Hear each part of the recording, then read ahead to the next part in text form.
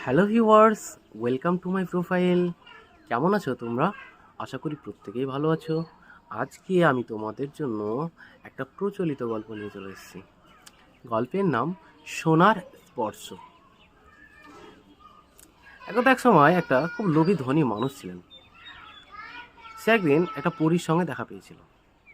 পরীর চুলের গুচ্ছ গাছের শাখায় আটকে গিয়েছে। লোভী লোকটি পরীকে সাহায্য করার বদলে তার কাছে একটা ইচ্ছে পূরণ করার জন্য আবেদন করেন। তিনি বললেন, আমি যা স্পর্শ করব তাই যেন সোনাতে পরিণত হয়ে যায়। এবং তার এই ইচ্ছা পরি মেনে নেয়। এবং লোভী লোকটি তার স্ত্রী ও মেয়েকে তার বরদান প্রাপ্তির খবর দেওয়ার জন্য বাড়ির দিকে রওনা দিলেন।